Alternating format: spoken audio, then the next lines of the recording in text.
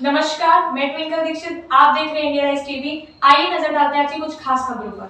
औदुंबर ब्राह्मण महासभा द्वारा पितरों की स्मृति श्रीमद् भागवत कथा की शुरुआत के पहले दिन विशाल कलश यात्रा निकाली गई। अखिल भारतीय औदुंबर ब्राह्मण महासंघ, वरिष्ठ नागरिक मंच, महिला संगठन, नवनियुक्त मंडल, हरि रामायण मंडल के सभी सदस्य ने मिलकर इस कार्य की रूपरेखा महासंघ इंदौर के अध्यक्ष अतुल शर्मा निज पद ग्रहण किया। तभी ये संकल्प लिया गया कि समाज के पितरों की स्मृति में महासभा इंदौर भागवत कथा का आयोजन किया जाए। उसी के स्वरूप आज भागवत महाकथा के पहले दिन विशाल कलश यात्रा निकाली गई। मातृशक्ति अपने सर पर कलश रखकर लाल वस्त्र धारण करके यात्रा में शामिल हुई। यात्रा की अगवानी इंद्रदेव ने अमृत वर्षा कर की। भागवत कथाचार्य पंडित डॉक्टर दीपक पाठक ने प्रेरणादायी प्रशंसक बातें कही कि हम मंदिर की इस भावना से जाते हैं और भगवान मुझे संपत्ति मिल जाए, भगवान मुझे संतान मिल जाए, मेरे बच्चे की शादी हो जाए।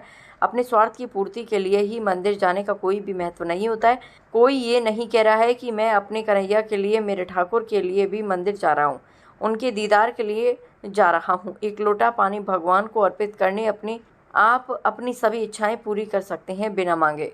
आपके अंदर प्रभु के लिए श्रद्धा भावना होनी चाहिए। मंदिर से आते वक्त कभी भी खाली हाथ नहीं आना चाहिए। मंदिर से कलश में जल लेकर अपने घर आंगन में छिड़काव करना चाहिए, जिससे हमारा घर आनंद मंदिर बन जाता है। सुख साधन धन दौलत नहीं है, ये मन का भ्रम है। क्या लेकर आया था, क्या लेकर जाएगा। खाली हाथ आया था, खाली हाथ जाएगा।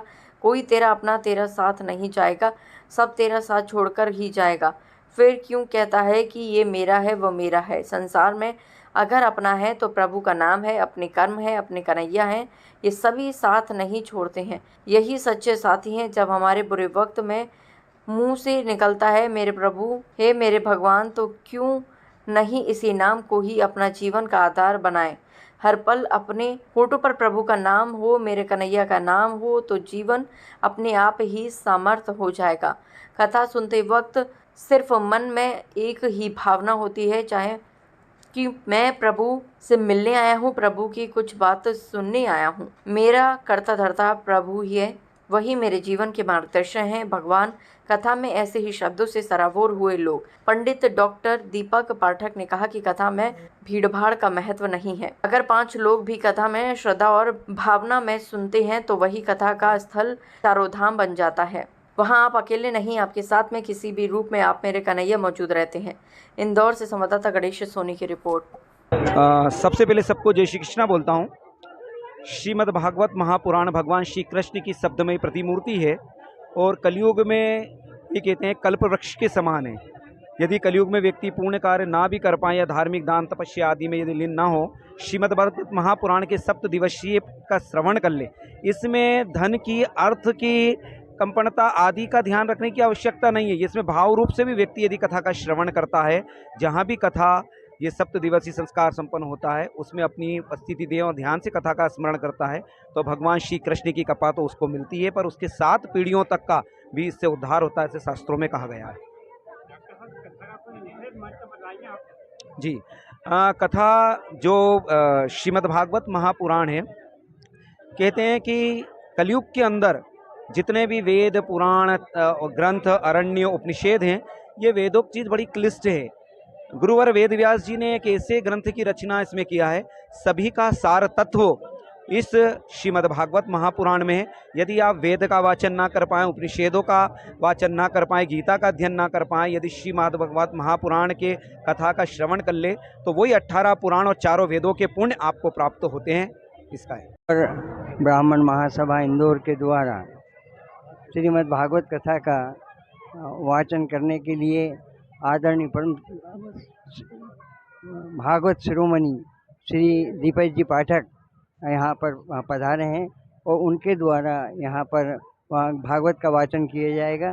हमारे समाज ने जो उत्सुकता दिखाई है, एक छोटे से आह्वान के ऊपर, महासभा के आह्वान के ऊपर लाखों रुपयों का एकत्रित हो जाना और इतनी बड़ी व्यवस्था का 15 दिन के अंदर इतनी बड़ी व्यवस्था हो जाना एक अपने आप में बहुत बड़ी उपलब्धि है। और ये एक औदुंबर महासभा की टीम को, महासभा के टीम को और सारा श्रेय जाता है। और ये लगता है कि सारे हमारा ब्राह्मण समाज यहाँ का इंदौर का एक है और सारे समाज यहाँ पर एकत्र होकर के और हम किस तरह से इस कार्य को और अच्छा कर सकते हैं, इसके लिए सब प्रयासशील हैं।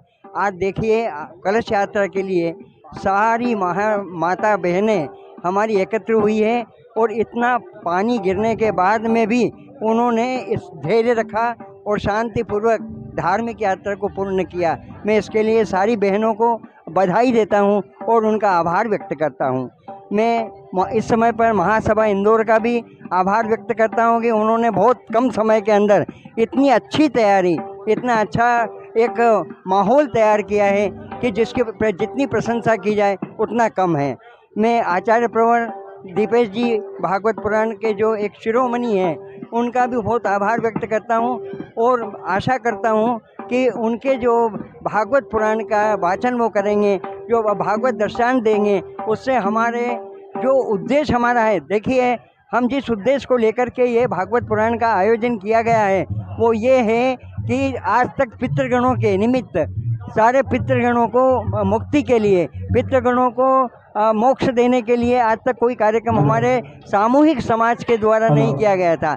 आज ये सौभाग्य हमारे महासभा के माध्यम से हमको प्राप्त हुआ है कि हमारे समस्त पितरों को हम उद्धार करने के लिए, पितरों का मोक्ष प्रदान करने के लिए ये भागवत पुराण का कथा हम श्रवण करने के लिए एकत्र हुए हैं और ये आयोजन यहाँ पर किया गया है।